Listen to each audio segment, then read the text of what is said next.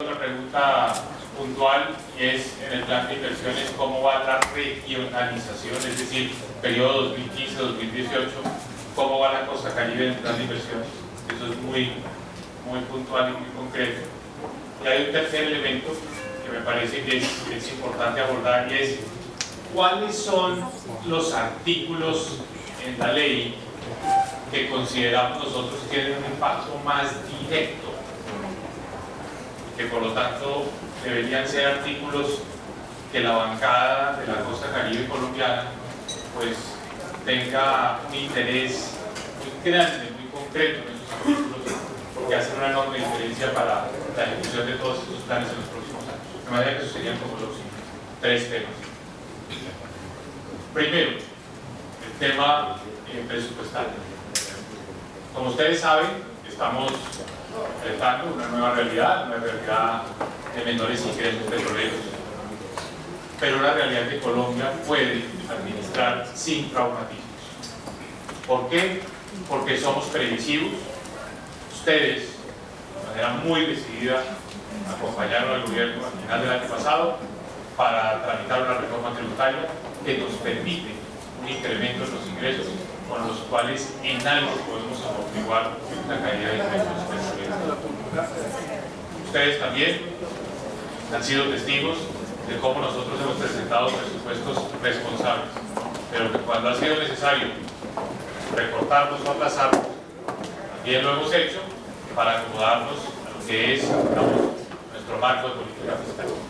El último de esos recortes lo hicimos hace 15 días, un aplazamiento que básicamente cubrió todos los sectores de la administración pública en un porcentaje similar, pero que protege unas áreas fundamentales, porque el presidente nos dio un mandato clarísimo, categórico, de sobre todo proteger la inversión social, los sectores más vulnerables de la población. En materia de infraestructura, yo sé que es donde hay un gran interés por las obras que se requieren en la Costa Caribe, hemos venido trabajando con el señor vicepresidente y con todo su equipo, ministra de Transporte, director de la ANI, director de NITIAS, en un plan de inversiones para el 2015-2018, que si bien es realista, porque reconoce estos nuevos escenarios petroleros, va a permitir hacer inversiones en los próximos 4 años por un monto muy considerable. Estamos trabajando en poder tramitar una serie de vigencias futuras para que se cuente desde ya con los recursos del 2015, 2016, 2017, 2018. Eventualmente estamos mirando la posibilidad de las vigencias futuras más adelante para poder hacer estos proyectos de obra pública. Un buen ejemplo de estos proyectos de obra pública es el puente Pumaré. Ya aprobamos en diciembre pasado, que ya se abrió la licitación, que está a punto de ser cerrada la licitación para escoger al constructor que va a hacer el puente con miras a terminarlo en el 2018.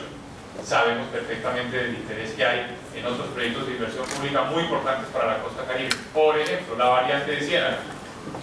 Por ejemplo, la doble calzada en los 70 kilómetros que faltan entre Barranquilla y Cartagena, que faltarán después de que se complete la concesión de la cuarta generación, que después se trama una mitad en una sola calzada. Ese tipo de proyectos son los que se tendrán que hacer con obra pública, a los cuales se le suman las APPs, donde ya hay 23 APPs aprobadas, y vienen unas APPs privadas que están en trámite, 2 de las cuales son muy importantes para la Costa Caribe, de las APPs privadas. Una, la APP que toma toda la red vial del departamento de La Guajira y del departamento del Cesar. Esa es Maicao y termina en la Ruta del Sol. Esa APP ya se aprobó por parte del Ministerio de Hacienda, está en sus trámites finales. Esperemos que pueda concluir muy pronto. Y hay otra APP privada muy importante que se llama Bolívar Atlántico, que toma todas las rutas, digamos, que van cerca del litoral, entre el departamento de Bolívar, desde el Cruz del Piso, hasta Caucasia, en el departamento de Antioquia, pasando por el Golfo de Morosquillo.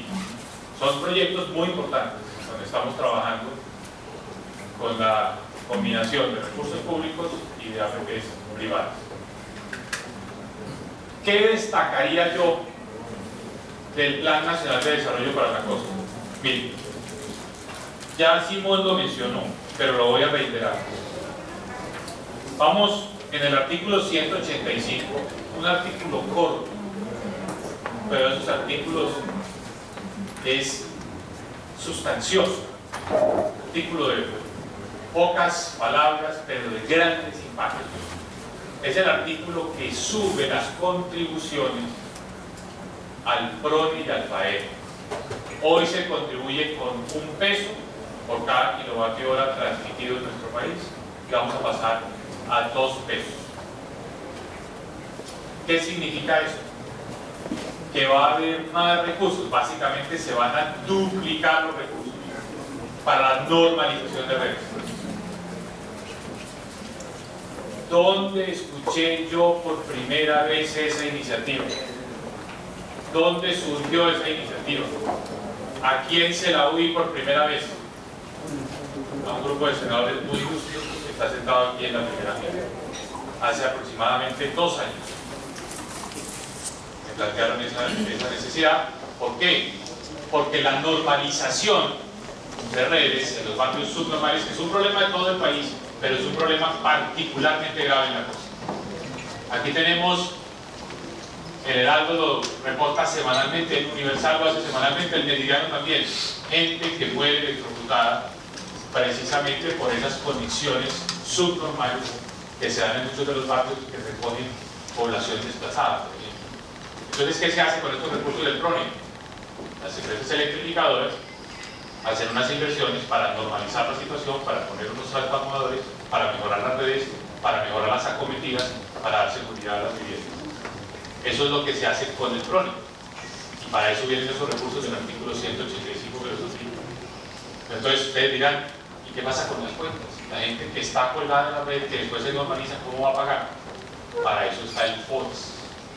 Y para el FOES vamos a subir la contribución también para duplicar los recursos, también el artículo 185. ¿Qué hace el FOES?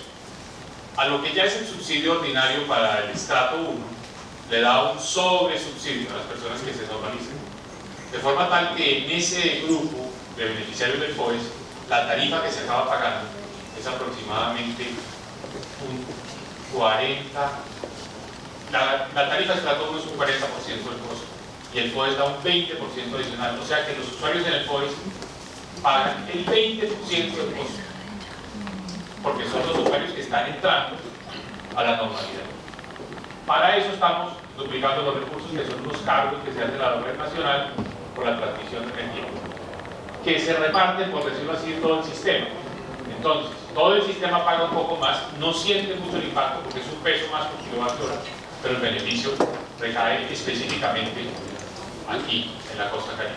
O sea, ese es el artículo desde el punto de vista del bienestar, del impacto directo de la población que está en los barrios marginados en condiciones de subnormalidad. Es el artículo que más rápidamente y de manera más efectiva va a cambiar las condiciones de vida.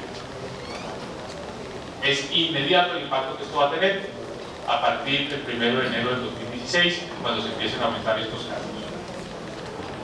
Quiero también hacer una mención para no demorarme a otro tema que me parece particularmente importante, y es, como aquí hay tantos proyectos de cuarta generación, iniciativas privadas, iniciativas públicas, el Plan Nacional de Desarrollo viene muy sólido, muy fuerte en acelerar la ejecución de estos proyectos por la vía de la declaración de proyectos de importancia estratégica nacional, los llamados PIB, que tienen ventajas en términos, por ejemplo, de licenciamiento ambiental, tienen ventajas en la compra de predios, en la expropiación, y tienen además un enorme beneficio desde el punto de vista de la agilización de todos los trámites que se requieren, también desde el punto de vista de mover las redes Normalmente hay que trasladar de un lado a otro cuando se va a hacer la ampliación de una vía. Entonces todo el capítulo de los pines es muy importante para darle agilidad a los proyectos de las 4G. Barranquilla es una de las ciudades que más crecimiento ha tenido en el sector de la construcción. Nosotros queremos mantener ese dinamismo. Sé que se necesita hacer una inversión muy importante en el alcantarillado, sobre todo en la zona norte, porque si no, se nos frena la expansión del sector de la construcción de Barranquilla. Tenemos que asegurar que esos proyectos se puedan desarrollar.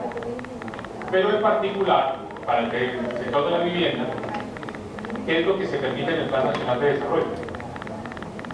Que se puedan incorporar al perímetro urbano previos que sirvan para desarrollar los proyectos de vivienda de interés social o vivienda de interés prioritario, siempre y cuando no estén en zonas de reserva forestal y tengan cobertura de servicios públicos. Y también extender la exención del pago de servicios notariales para quienes compran estas viviendas, tanto registro de la propiedad como de los créditos, en el caso de la vivienda de interés prioritario. Ayer, el COMPIS aprobó 32.000 cupos para este año para compradores de vivienda de interés social y vivienda de interés prioritaria para que tengan el subsidio de tasa de interés. Recordemos que alguien compra una VIP, que es una vivienda de menos de 45 millones de pesos, tiene un subsidio de la tasa de interés de 5 puntos porcentuales. O una BIS, que es una vivienda hasta 87 millones de pesos, tiene un subsidio de 4 puntos a la tasa de interés. 32.000 cupos para este año para que se compren esas viviendas. Bueno, hay muchos otros temas en el plan. Yo creo que ustedes todos los conocen, pero no voy a irme por todo el articulado, porque pues aquí están precisamente las personas que más lo han estudiado, que son los miembros de las comisiones económicas y que lo tienen ya con notas y con comentarios. Sí menciona uno que también es muy importante para la costa, que es el del sector agropecuario. ¿Por qué? Porque nos han hecho muchas veces la pregunta de ¿para qué las facultades que está solicitando el gobierno? Entonces, ¿qué es lo que se está haciendo en el capítulo del sector agropecuario? Que se ve como un capítulo completamente articulado con la paz. Nosotros necesitamos poder agilizar la entrega de tierras a personas que hoy no poseen la tierra, que han ocupado pero que no tienen un título, o también para los programas de restitución. Lo que queremos es agilizar este proceso en beneficio de los colombianos más vulnerables, que tienen más necesidades. Y estamos pidiendo también que así como el Congreso de la República no titubeó cuando el Gobierno Nacional le pidió que se aumentaran los recursos para el financiamiento de la inversión agropecuaria, y de un año para otro pasamos de recursos de cerca de 1 millón de pesos por año a tener casi 5 millones de pesos por año. Que de manera complementaria con esos recursos adicionales que se le están dando al sector agropecuario, también hagamos una reestructuración, una reforma institucional. Ustedes saben que yo fui ministro de Minas y Energía. Yo fui ministro de Minas y Energía hace relativamente poco tiempo. ¿Qué encontré? Un ministerio muy sólido institucionalmente. Un ministerio que tiene comisión de regulación, unidad de planeación, agencias que administran el recurso minero, agencias que manejan el recurso de hidrocarburos. Tenemos al mismo tiempo en el sector de minas y energía una entidad técnica que hace la geología de todo el país. Piensen en esa institucionalidad, piensen en esa arquitectura y compárenla por un momento con la arquitectura institucional del sector agropecuario. Y hay una gran diferencia. Son dos mundos completamente diferentes. En el sector minero energético, el ministerio no es un ente ejecutor. Tiene una entidad especializada en planeación, tiene otra en regulación, tiene una entidad especializada en minería, otra en hidrocarburos, una que regula, otra que hace la geología. En el sector agropecuario tenemos una institución todera, el INCODER, y tenemos también mucha ejecución dentro del ministerio. Una entidad como el INCODER que no está especializada, apoya proyectos productivos, hace distritos de riego, compra tierra. Necesitamos especializar la responsabilidad. ¿Para qué? Para que funcione mejor. Lo que le está pidiendo el gobierno al Congreso de la República es precisamente esa autorización para poder hacer la reforma que se requiere en el sector agropecuario, que nos permita, sumado a los recursos adicionales, tener el máximo impacto, la mayor efectividad. Entonces, por eso este tema de las facultades es tan importante, y son las únicas facultades que está solicitando el gobierno, porque se ha dicho que este gobierno inundó el proyecto de ley del Plan Nacional de Desarrollo de solicitudes de facultades. No, lo hicimos muy a conciencia y de manera muy puntual y concreta, donde más se necesita.